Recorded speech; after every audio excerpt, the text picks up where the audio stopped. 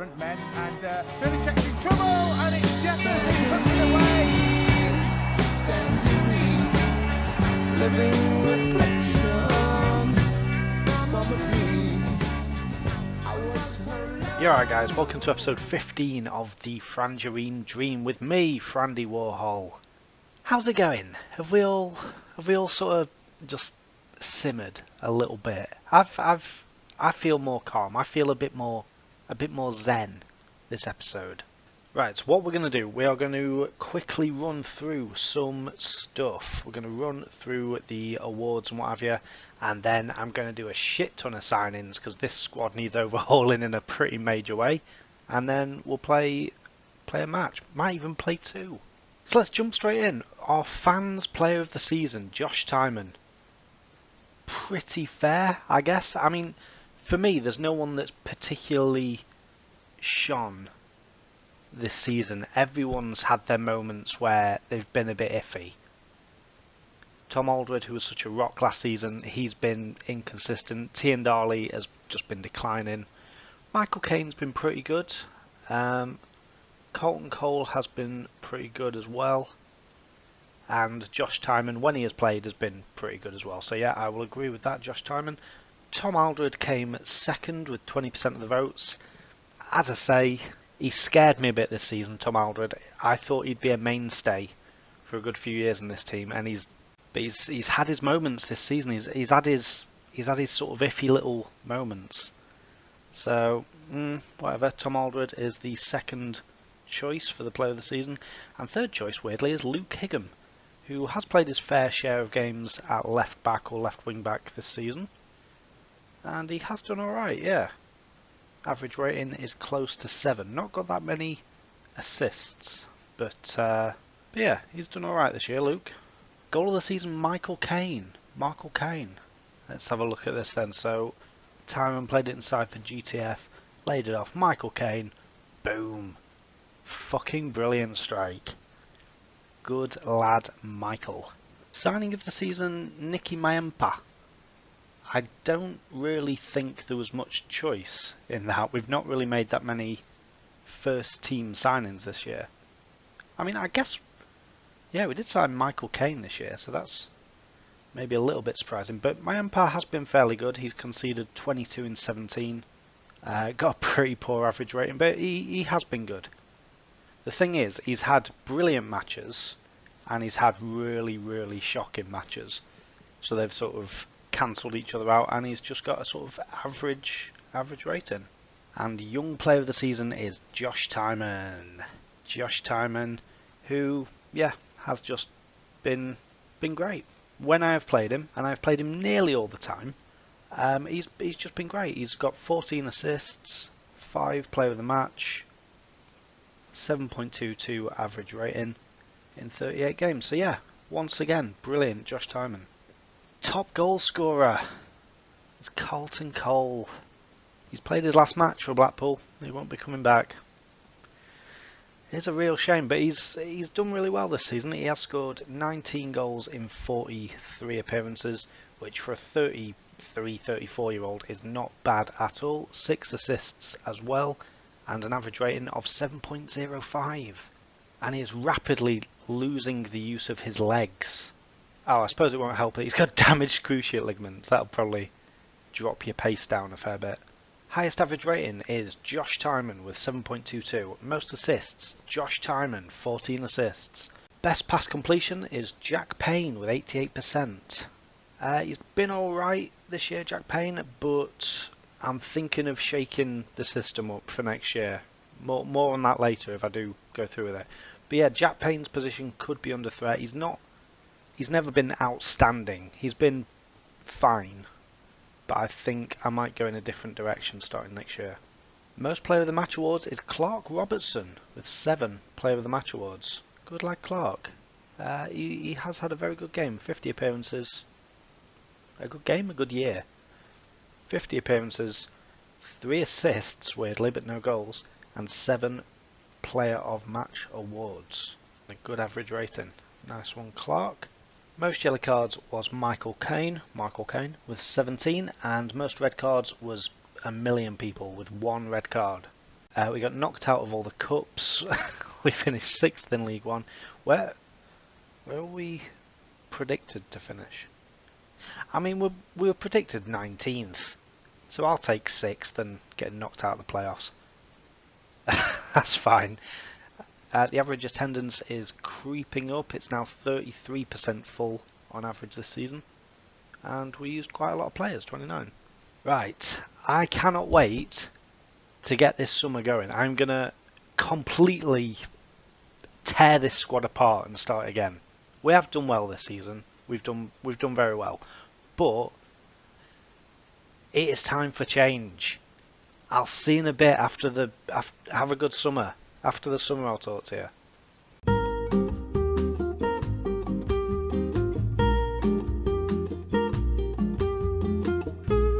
Hello again, welcome back once again to the Frangerine Dream, and it is the 15th of August. And you might notice that we have already played one match of the season, which is not like me. I usually show you the first match of the season. The thing is, this year, the first match of the season was against fucking Peterborough. Peterborough, who I have showed you 4 times. I've showed you Blackpool against Peterborough 4 times in the last season. But Peterborough, we played them on the first game of last season.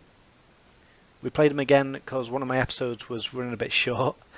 And we played them twice more in the playoffs. So you have seen Blackpool against Peterborough 4 fucking times. So I thought I'd spare you that, and I'd play Peterborough myself, and we drew 1-1. So today what I'm going to show you is Port Vale away, who have just been relegated to League 2. We're playing them in the EFL Cup first round. And then Northampton at home in the league. A special bumper episode of the new season.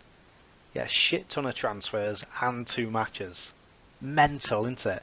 Anyway, let's just have a quick recap of pre-season because it was pretty good. We had what I'm going to start calling the Sandcastle Derby against Cleethorpes. That was our first friendly match. We won that 4-0. We smashed Dulwich Hamlet. We smashed AFC Blackpool. We then got smashed by Burnley. And then we smashed Walsall, smashed Wigan, narrowly lost to Man City, and we'll take that. And then thrashed our feeder team, Barrow, 6-1. So pretty good pre-season. You know, we played some quality teams in there as well. You got Burnley, Wigan, City. Got some good teams in there. And as I say, we drew with Peterborough 1-1. Bit of a spoiler. Owen Jones is back for the season again. He's on another season-long loan. And there were 2 goals in 2 minutes. And that was it for the entire match. It was pretty shit. A lot of this summer, by the way, has been about big decisions. I've made some big decisions. I've changed the tactics. I've changed some of the personnel. I've let some big names go. I've brought some good players in. And I'm going to stop telling you about when I sign young players, because there seems to be no point. Basically, I'll just take you through who has left. So Colton Cole has retired. So did Tony Hibbert. And we released Mark Yates, Brucey's son, Theo Robinson, Jim McAllister, Bob Drake, Henry Cameron, Martin Cooper and Christian Ngessen. Marlon Pack left for up to 170k to Walsall, and a bunch of young players went out on loan. Oh, and our shit versatile fullback Gary Irvine, and our shit reserve keeper Jonathan Flatt as well, actually. And also some kids left. So Keith O'Sullivan, the striker that I was raving about, it can't have been like more than 2 or 3 episodes ago. He moved to Southampton for 1.4 million plus 50% of the next transfer. He is going to be a very good player as well, so I'm looking forward to that transfer going through. Paddy Brannigan, our young central midfielder, he looks like he's going to be a decent player. He's left for Derby for 800 grand plus 50% of the next transfer. And John Hollowan, who I was going to use as a squad player. He's a young defensive, a young centre back even. I was going to have him as a squad player this season, but he has gone to Burnley instead for 700 grand plus 50% of the next transfer. But this is what it's all about, isn't it? This is the ins. Starting with Sammy Amiobi, which is still... I've been following football for quite a long time now.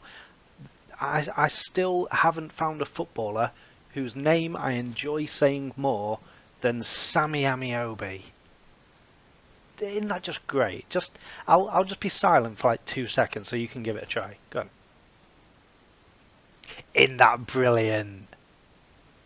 rolls off the tongue. Anyway, let's crack on. Sammy Amiobi, he is a left winger. I'm also training him to play on the right. I'll explain tactics in a minute. But yeah, he is going to be able to play on both the left and right. He's 6'4", so he's a fucking unit. He's left-footed. He's good at dribbling. He's got good pace and fitness. He's got decent mental attributes and good passing and technique, and he's just everything you want in a winger, basically. He could be a little bit more hardworking, but we'll get by. Sammy came in on a free transfer, and he gets the number 13 from Bob Drake. Lucky lad. We did sign some kids, but as I say, I am not going to tell you about them anymore because they just seem to move on before they even play, and it's just pointless. So we've signed some kids. I'll show you if they ever make the team. But this is a very exciting signing for us. Kyle Dempsey has come in from Huddersfield Town for, I think, 100 grand? Yeah, 100 grand bang on. I've been using shadow strikers quite a lot throughout the past season, and none of them have actually been shadow strikers, so I've brought in an honest-to-God shadow striker. He's got good mentals and physicals and decently rounded technicals as well, so he looks like he will be a good shadow striker for us. And he can also play as sort of a box-to-box or ball-winning midfielder in centre mid as well. So that's Kyle Dempsey with number 21. The new big man in goal is Jacob Hogard. Hogard? Let's just go with Hogard. Jacob Hogard, we brought him in from Derby for 170 grand. At the start of the game he was actually at Stoke, and then he's moved to Derby for 325k, and then we've signed him for about half of that a year later, weirdly. He's not played a game since this save began, which isn't great for his attributes. But yeah, he's got pretty decent attributes anyway. Positioning could be a little bit better, but not too worried about it. He's got absolutely fantastic reflexes, good aerial reach, good one-on-ones and decent handling and good physicals, everything like that. And he's 6'6", so he's a big fucking unit as well. So Jacob Hogard is in. And next was our double swoop for a Rangers duo. And this is the first one. As is becoming tradition with my signings, he's already declining. There's something in the fucking water in Blackpool. Well, of course there fucking is. Yeah, but seriously, don't go in the sea in Blackpool. 9 out of 10 people melt when they do. This is Joe Garner, number 17. He is our new centre forward. His physicals could be better. They could be better. He's still got a little bit of pace, and otherwise all of his attributes are sort of just okay, just decent. But then if we look to mentals and technicals, my God, he's got great finishing, first touch, heading, long shots, good at penalties, decent technique. He's a worker, he's determined, he's good off the ball, he's aggressive, he's composed, he's brave, he's going to be brilliant. He's going to be brilliant. He's not been brilliant for Rangers since he moved to them from Preston, but I think we can turn him around. We've signed him for the princely fee of £30,500. So Joe Garner is in. He will be number 17. The second part of our double Rangers swoop was Lee Hodson, who is a right back or left back. He is going to be playing right back, and he's just a bit of an upgrade on the declining Dwight Tiendali. So he's got good technicals for a fullback. He's got good tackling, marking, crossing. Can dribble a little bit if forced. He's a good worker, very determined, and he has got good physicals as well. Acceleration and stamina could be a little bit higher, but apart from that, he will do fine. So that's the new number 2, taken over from Tony Hibbert, Lee Hodson. And as I've already said, we have brought back Owen Jones for a third successive season-long loan. And also, he's not on this list, but we have also brought back Josh Tyman for his third successive season-long loan from Hull City. So very happy about both of them. We do actually have to pay for Josh Tyman this time. Where was it? Yeah, we're paying him like £6 grand a week, but we'll live, won't we? And the last signing so far the last signing, because there is still about 2 weeks of the transfer window to go, is Matty Kennedy. Matty Kennedy, who started his career at Kilmarnock, moved to Everton, played for the under-21s for a bit, and then moved on to Cardiff, and has not really played. at all. So he's another one of them. He's another sort of a bit of an unknown quantity because he's not played in so long. But the attributes are there, and the price was right because we got him for free. He was a free agent, and he's just good. He's a good athlete. He's got decent mentals. He's got good technicals for a winger. So yeah, excited to use him. He is lacking a bit of match sharpness at the minute, and he gets the number 27 shirt as well. Lucky number 27, as they say. Just a bit of news on T. Hibby as well. He has quickly got himself a non-playing job. He is the head of youth development at Swindon, our League One rivals, Swindon. So ours and T. Hibby's paths will cross again when we play Swindon this season. There is still no job for Carlton Cole. He's still... I mean, I guess he's still injured, isn't he? He's still probably at home. He's got his feet up. So, these are the new tactics, or pretty much the new tactics. We're going to take a little bit of a step back this season. We were playing very nice football at times, but we were leaving ourselves far too open because we had our wing backs just bombing forward the entire time. So what we're doing this season, we are going to have wingers. That's why I brought in Matty Kennedy and Sammy Amiobi, but we can also have inside forwards. So, you know, Kennedy can play on the left and Amiobi can play on the right if that's what's required. And the fullbacks are going to be a little bit more restrained. I'm going to keep them on automatic or support. It depends, because we are still going to be playing attacking football. I don't want to leave them on automatic all the time, because they'll just be attacking anyway. So I might drop them back to support every now and then. But other than that, that is going to be our team. And for the first time, Billy Clark has got competition for his number 10 spot from Kyle Dempsey. So we can have either a Trekkie star or a shadow striker in the hole. So options there as well. But yeah, this game is going to be a sort of B team. We are playing lower league opposition in Port Vale, so we're going to give the lads that didn't get a chance in the last game a run out. And then against Northampton, I'll play the first team and we'll see how they do. Very excited. I say this is a B team, but some of the players like Matty Kennedy, I think is going to eventually be in the first team, but his sharpness isn't there because we've only just signed him and he was a free agent for a couple of months. So he's not had a pre-season, so he's going to be in the B team today. And yeah, we'll see how they do. Let's get into it. Right, these are the lineups then. So for Port Vale, they've got Allsop in goal. They've got Morris, McIntosh, Hill and Taylor across the back. May and Foley in the centre. Shalai, Fraser and McQueen across the attacking midfield. And Taylor up front. Is that Matty Taylor? Perfect. Absolutely perfect. So Matty Taylor, if you'll remember, was a Bristol Rovers player who I really wanted to sign last summer. I didn't end up signing him because he would have been too expensive. He would have cost about £1 million. So I declined to sign him. And then we played Bristol Rovers, who were in League 2. And they beat us 3-1 with Matty Taylor scoring twice. Harper's beaten Williamson to it. He lays it off for Taylor. Was he offside? He wasn't offside. We're bloody losing. Again, our defence is just nowhere to be found. Matty Taylor. He's done us again. I mean, I'm sure this time it'll be different because, you know, we're playing a League 2 club in the Cup and they've got Matty Taylor, so I'm sure it'll be a completely different story. And I completely neglected to mention our team. So, Mayamba is in goal. We've got Tiandali, Williamson, Charlie Lee and Luke Higham across the back. Jack Payne and Mark Topley, who you may remember, he's a defensive midfielder we brought in from Dungannon. I think he came in January. So yeah, Mark Topley is a decent little ball-winning midfielder, so I'm going to be using him as a bit of an option this year. And I did mention Jack Payne before as well. We're not, for the start of the season at least, we're not going to be using a deep line playmaker like we have been so far. We're going to have a box-to-box midfielder and a ball-winning midfielder just to solidify the centre of the park.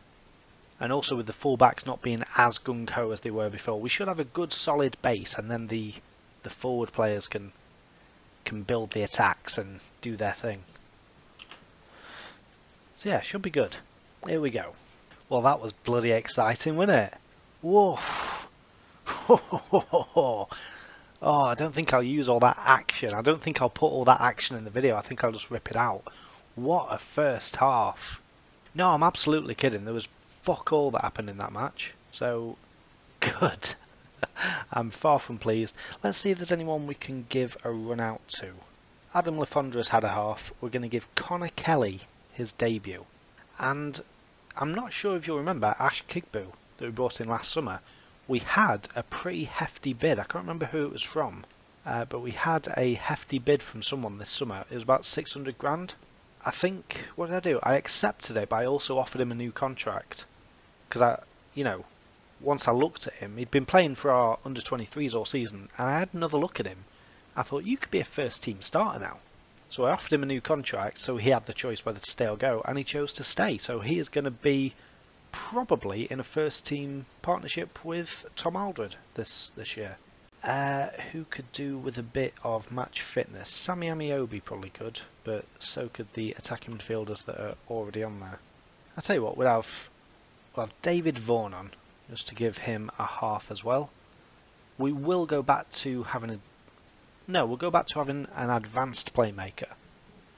So he can work with Topley. We've got a good youth experience mix in that midfield. And let's hope for a bit more fucking action in the second half. Oh god, Tiendal has been done by McQueen. It's crossed in. Matty Taylor scored. Oh, it's offside. Thank fuck. By the way, I didn't show you Connor Kelly. This is Connor Kelly. He is Northern Irish, capped at under 19 level. Good finishing, good composure, good work rate, decent pace. That's all you need to know about Connor Kelly. So yeah, he will be a squad player this year. It was going to be O'Sullivan, but obviously he has fucked off to Southampton. Right, Billy Clark is getting to that point where he is getting quite tired, so we're going to bring him off and give Kyle Dempsey a run. Dempsey actually played and didn't have the best match against Peterborough in the opening game, but we'll give him another half an hour here, see what he can do. Foley crossed it in. Matty Taylor is deflected. David Vaughan puts it behind for another corner. Okay.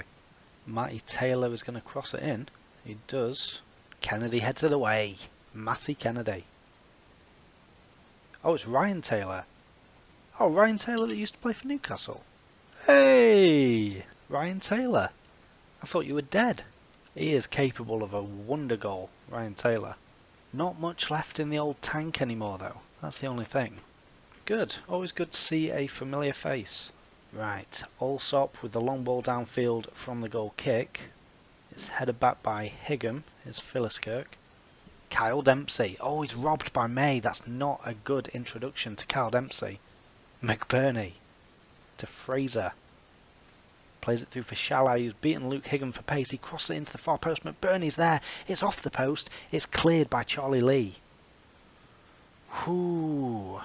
Okay, free kick for us. Dempsey lays it back to Williamson. Back to Dempsey. Now David Vaughan.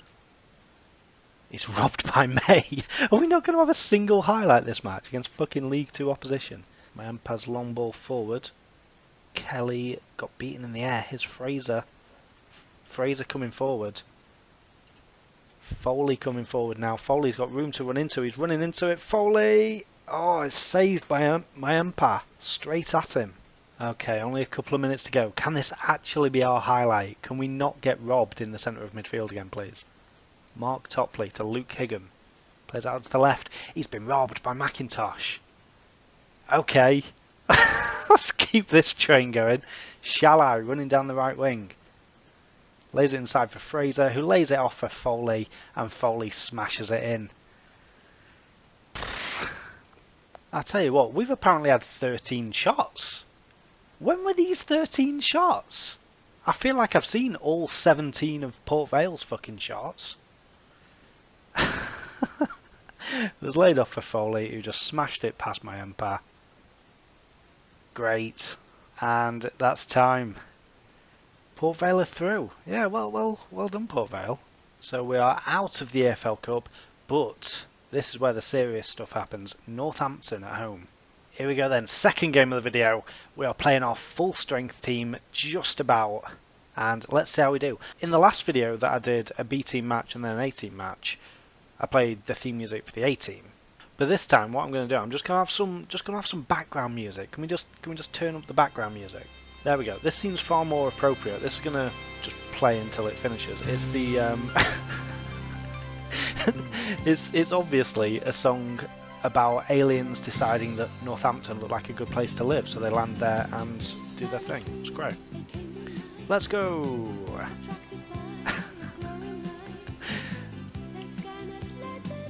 Right, these are the lineups then. So Northampton have got Ripley, Phillips, Zakwani, David Wheater. Fair enough. Good signing.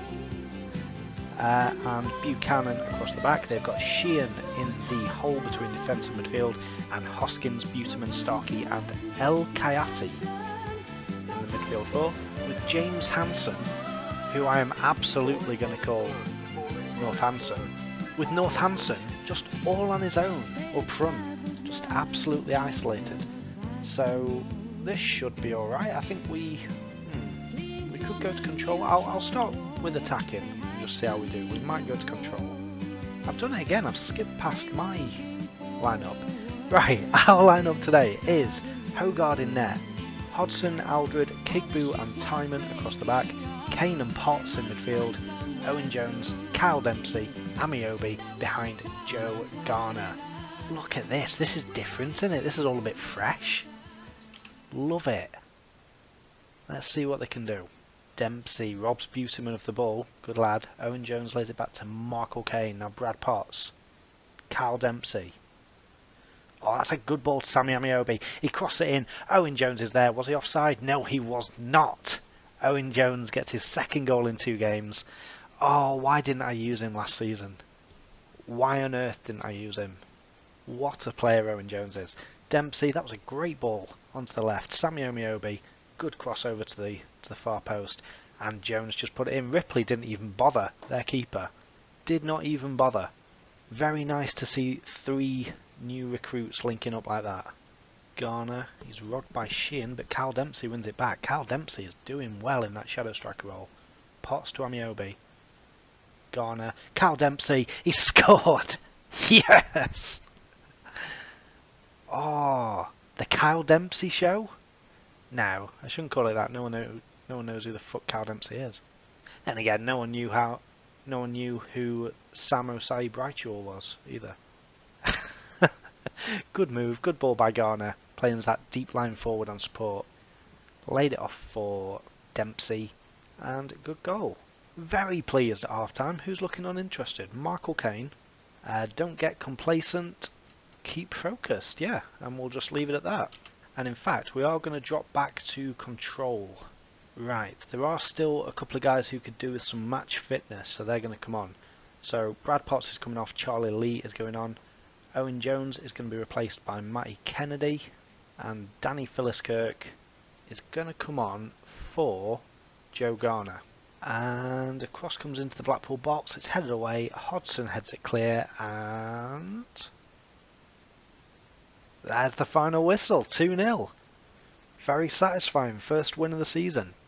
Extremely delighted, everyone's also extremely delighted, and things look like they might be coming together.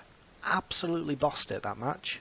To be fair, I think Northampton set themselves up a little bit too defensively. They never could really put any pressure on us or stop the pressure on them. But yeah, you can only beat what's out in front of you, can't you? And we did. So yeah, that's where I'm going to leave this episode, guys. It has been a very satisfying one. Apart from the fact that we lost to a last-minute Port Vale goal in the Cup at their place. But apart from that, all the new signings look like they're bedding in quite nicely. We got a good, satisfying 2-0 win over Northampton. We can celebrate that. And we're into the playoff places. So, sign of things to come, isn't it? But as always, if you have enjoyed this video and if you're enjoying this series, please leave me a like and a comment down below. And you can also subscribe to our channel if you are new. And if you're new, you won't know that Freddie Adu also does a save. He's got a save going with York City, where, I'm not going to spoil it again, he's just finished his first season in the Vanarama National. So very, very worth a watch, that one. Get over there and watch Freddie Adu's save as well. I will be back very soon for another instalment of the Frangerine Dream. Apart from that, I'll see you next time. Bye.